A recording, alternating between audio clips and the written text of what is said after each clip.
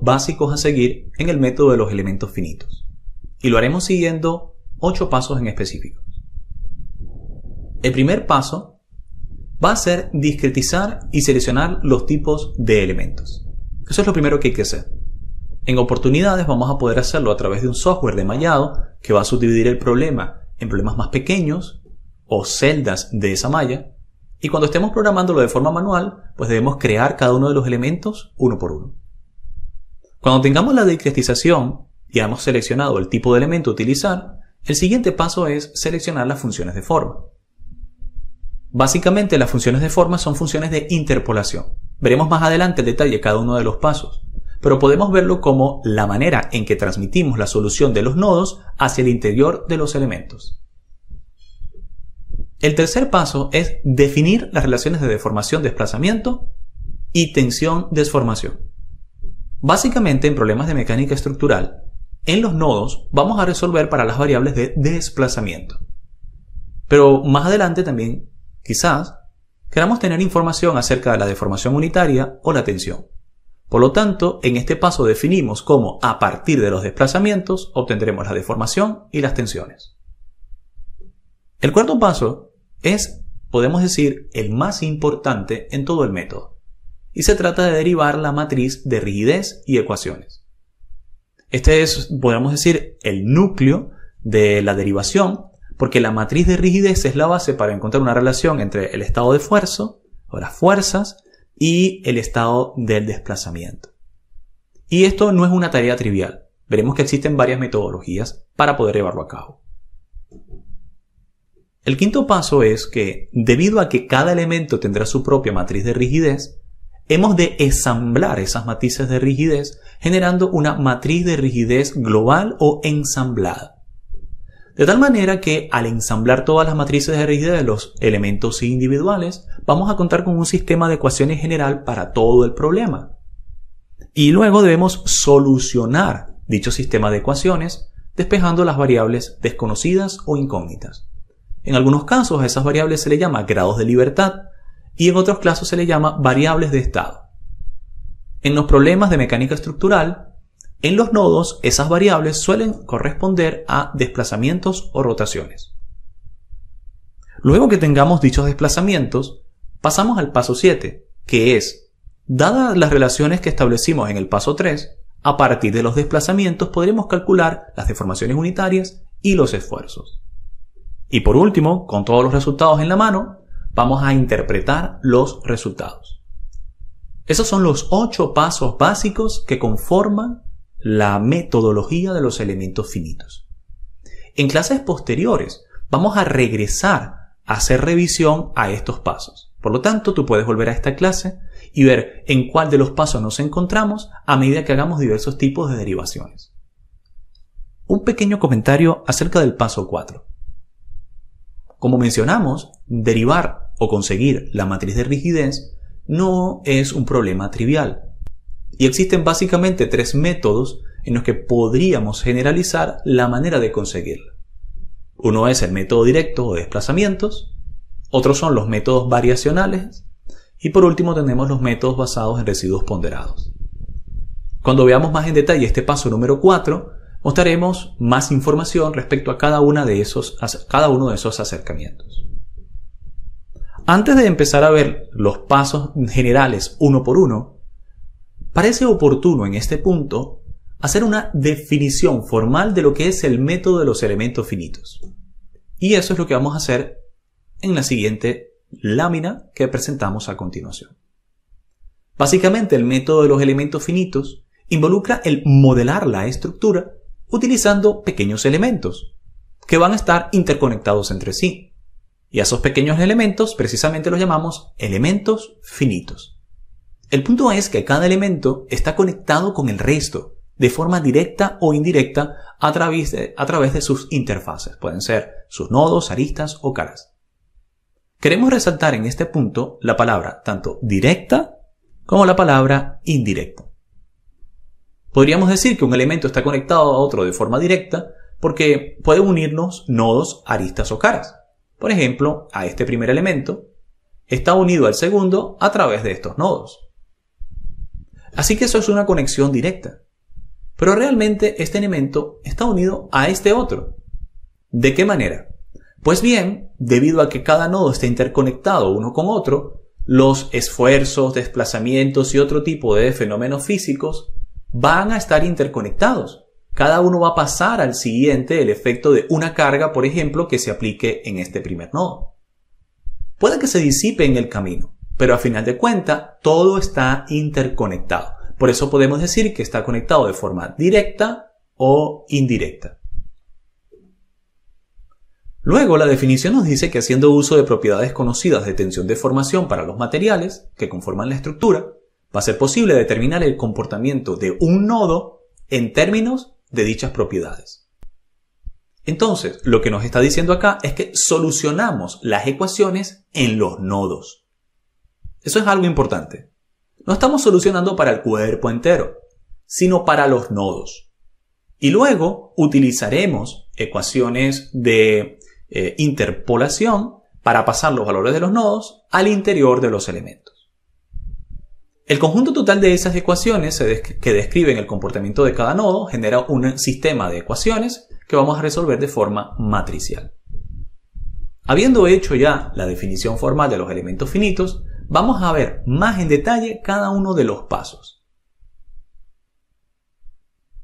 El primer paso, como ya mencionamos en nuestro camino, era el de discretizar y seleccionar los tipos de elementos. Acá tenemos un problema. Estamos haciendo un análisis de un puente y pues hay uno de estos tensores del puente que tiene un soporte. Queremos verificar si este soporte está funcionando de forma adecuada. Entonces, ¿qué hacemos? Generamos una geometría de dicho soporte y a esa geometría hacemos una subdivisión por elementos finitos. Subdividimos el problema en problemas mucho más pequeños, donde es más fácil evaluar las ecuaciones diferenciales. La cuestión es que dependiendo del tipo de problema, vamos a tener diversas opciones de elementos. Hay oportunidades en las que podríamos modelar un elemento de forma lineal.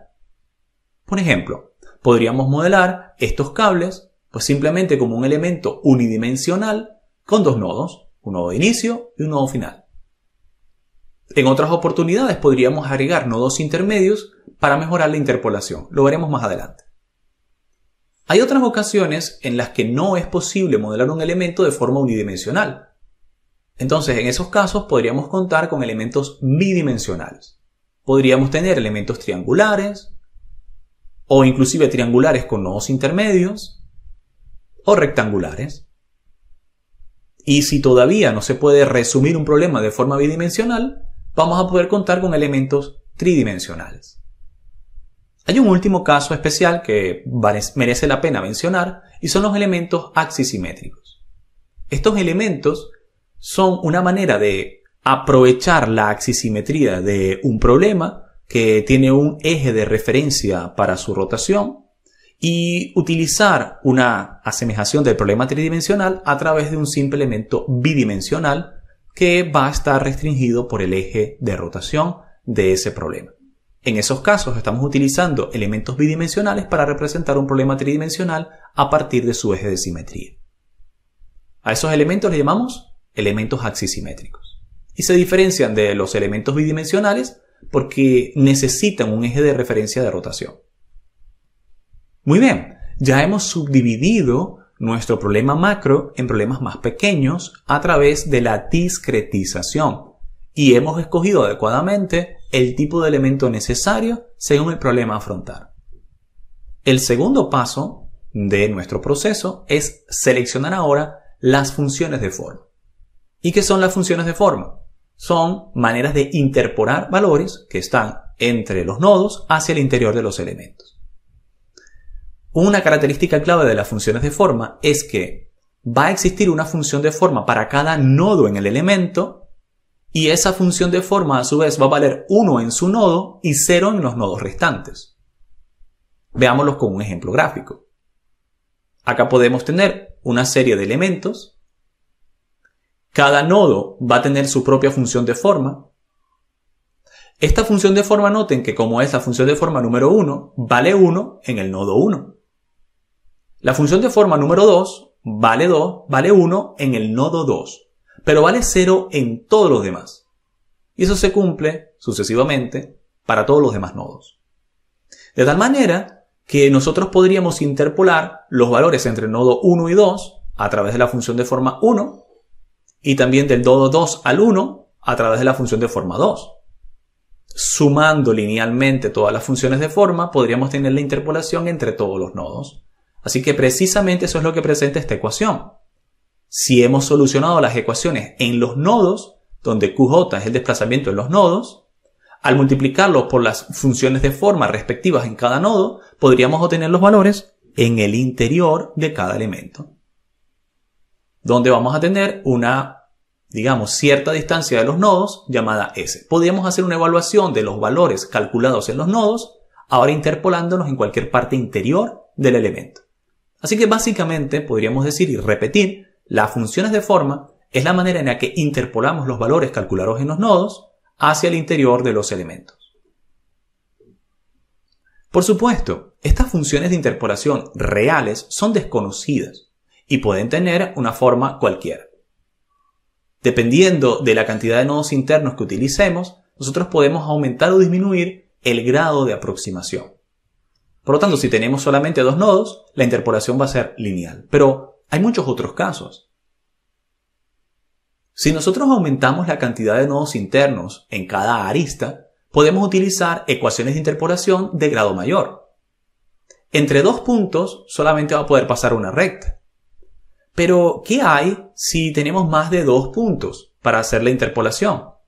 Bueno, en este caso podríamos utilizar funciones cuadráticas. Noten que en este caso tenemos en una recta solo dos puntos, así que tenemos dos funciones de forma. La primera función de forma vale 1 en el nodo 1 y la segunda función de forma vale 1 en el nodo 2. En el caso de tener tres nodos, vamos a tener tres funciones de forma y cada función de forma debe pasar por todos los nodos. Debe valer 1 en el nodo en cuestión y 0 en los demás.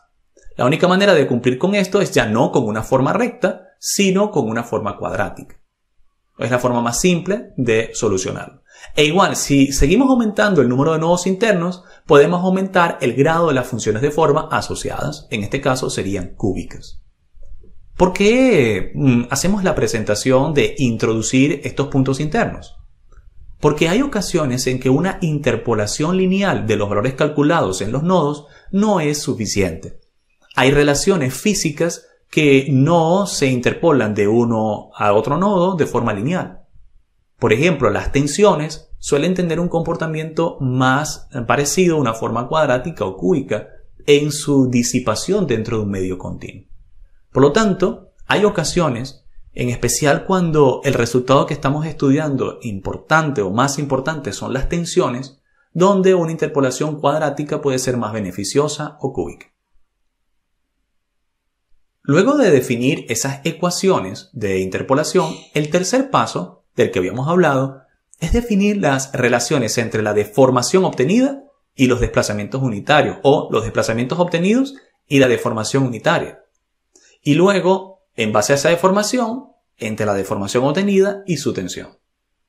Para entender cómo podemos derivar estas ecuaciones, vamos a tomar el caso de un elemento con una cierta longitud delta x. Vamos a empezar solamente con un caso unidimensional, así que tenemos un solo eje coordenado en x.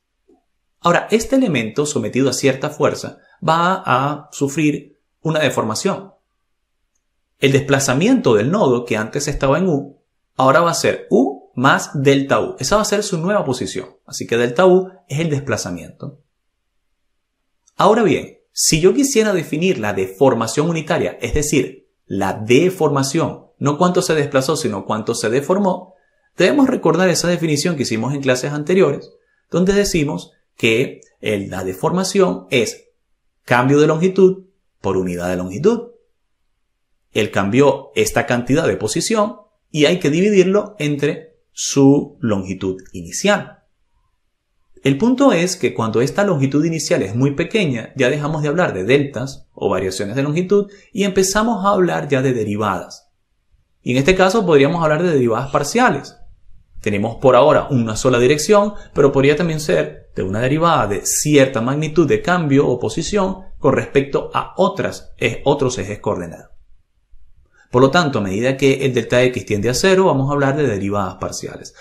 Entonces, la posición final del objeto, ¿cómo podríamos traducirla?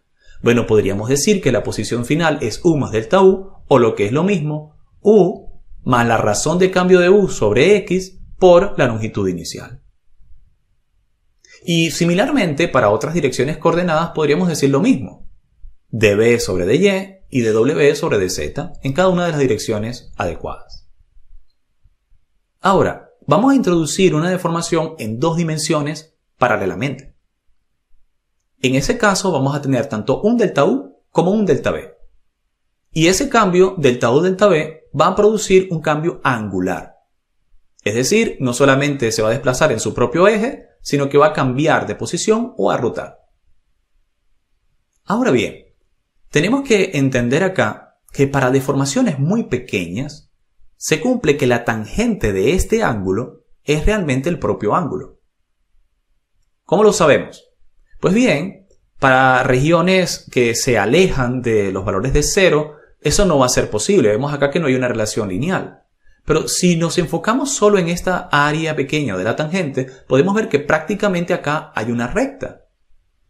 Y si evaluamos en cualquier punto, veremos que realmente el ángulo de la tangente es igual a su propia tangente. Fíjense que aquí dice 0.077 y aquí también 0.077. Hay muy poca variación entre la tangente de un ángulo y su propio ángulo. Por lo que podríamos decir que cuando delta U es muy pequeño, se cumple la relación de que el ángulo es realmente el cateto opuesto sobre la hipotenusa, o el cateto opuesto sobre el adyacente, mejor dicho, es decir, delta U sobre delta Y. Básicamente, eso es lo que estamos diciendo. Pueden tratar de derivar esto tomando en cuenta que la tangente es igual a su ángulo y por lo tanto se cumple esta relación. Por lo tanto, la distorsión angular vamos a verla como la derivada entre la posición y pues el estado inicial de deformación.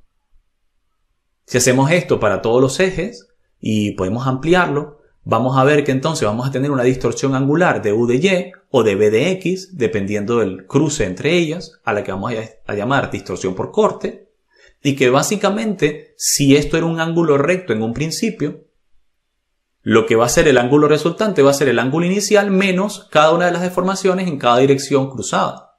Por lo tanto, sumamos de U de Y y de B de X. Estos son precisamente los 6 componentes principales de vector de deformaciones que habíamos hablado anteriormente. Aunque podríamos ver la deformación como un tensor, dijimos que debido a que es simétrico suele representarse como un vector. Y en este caso son exactamente los 6 componentes de dicho vector. Ya hemos establecido la relación entre deformación y desplazamiento. Pero en el paso 3 también debemos definir la relación entre ese esfuerzo y la deformación. Así que veamos cómo hacerlo.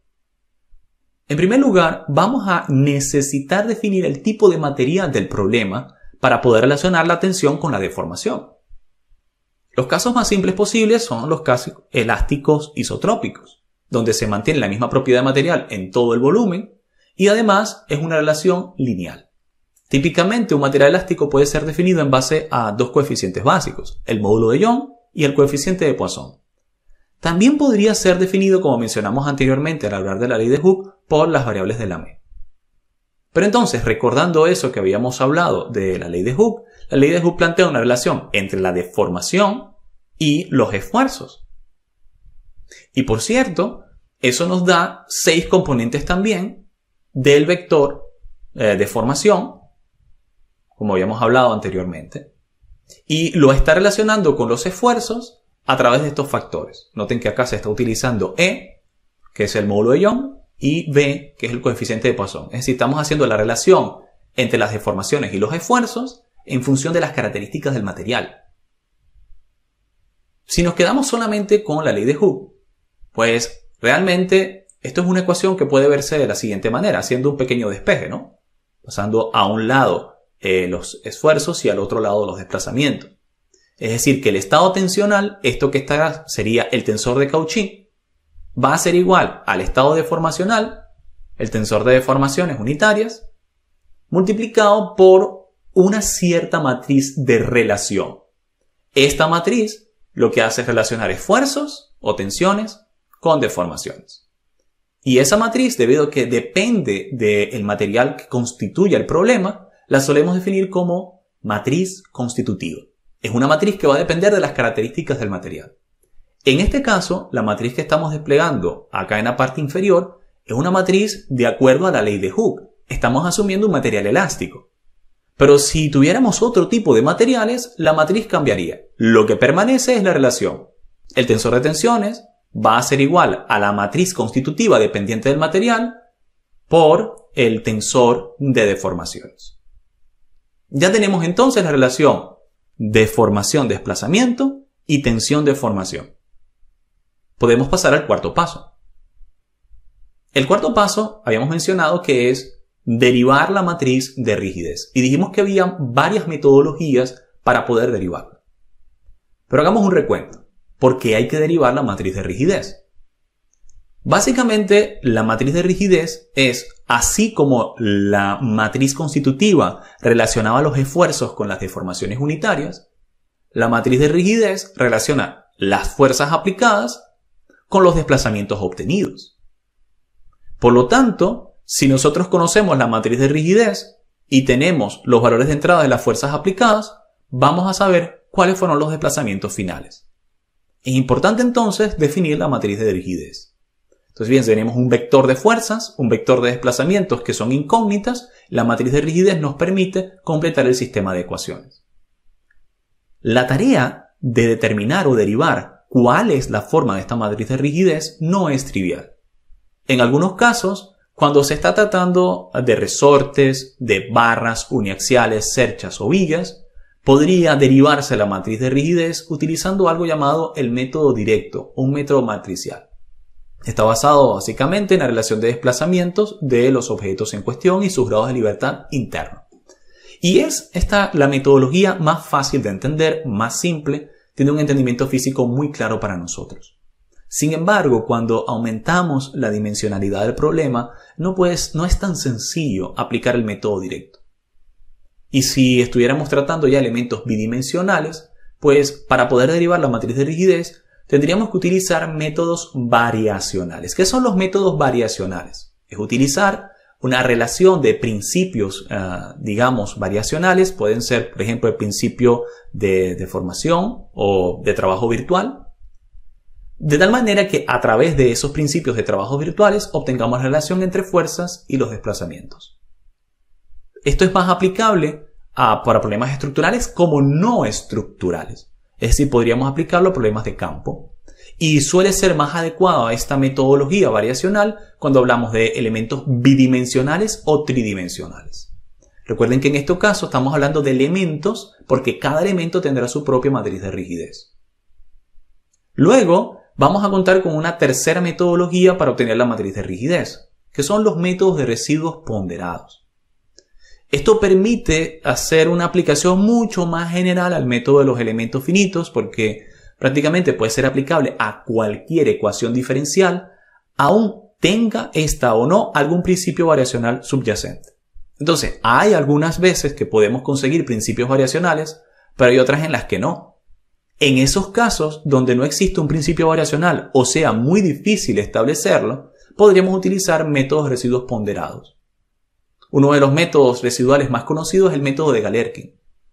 En las siguientes clases nosotros vamos a utilizar los tres métodos, de tal manera que ustedes entiendan cómo se procede en cada uno de los casos. Vamos a ver cómo utilizar el método directo o método de los desplazamientos o la matriz de rigidez. Luego veremos los métodos variacionales. Vamos a usar el principio de energía mínima de deformación. Y por último vamos a ver el método de los residuos ponderados, a través del uso del método de Galerkin. Entonces, ya hemos identificado cuál es la matriz de rigidez de cada elemento. ¿Cuál es el siguiente paso?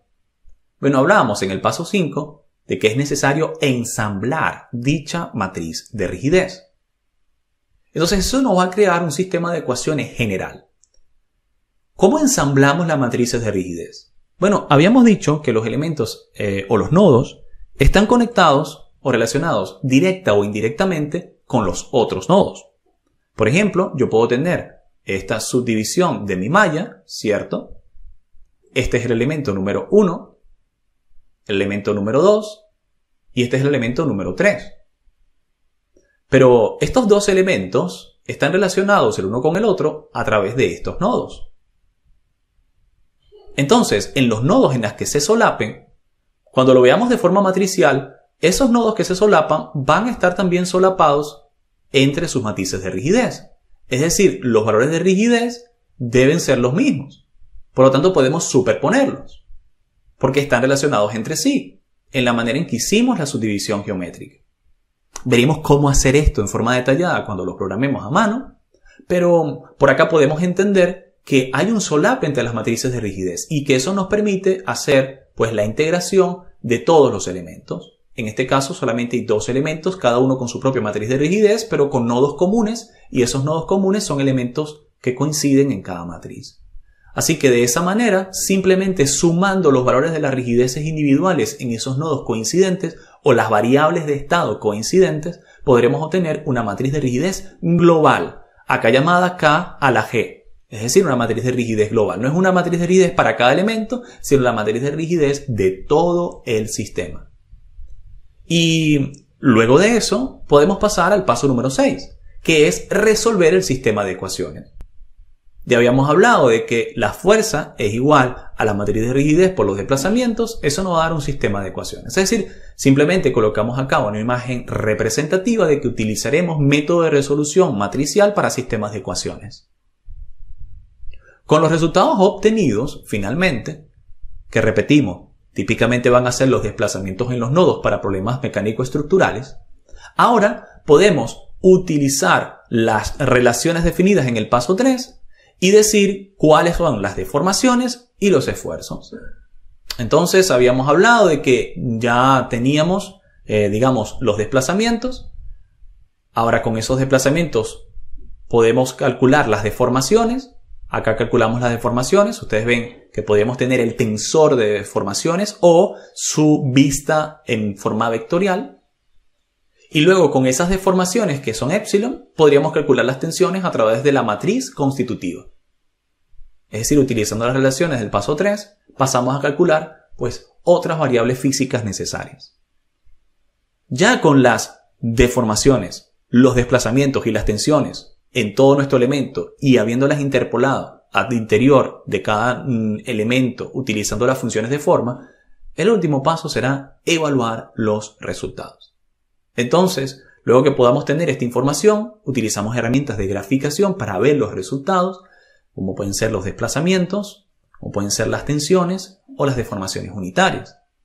Vamos a comprobar la validez, es decir, vamos a verificar si estamos obteniendo resultados lógicos y vamos a identificar zonas críticas. Por ejemplo, zonas de máxima concentración de tensiones, máxima deformación unitaria o máximos desplazamientos. De tal manera que en esos puntos podamos tomar alguna decisión de reforzar o cambiar la geometría u otras variables necesarias para conseguir un diseño óptimo. Estos son los 8 pasos básicos que conforman pues la metodología de los elementos finitos. Te recomendamos que puedas volver a esta clase en clases subsiguientes y repasar cada uno de los pasos. Debemos saber dónde estamos y hacia dónde vamos para facilitar el entendimiento de los pasos o algoritmos que vamos a desarrollar.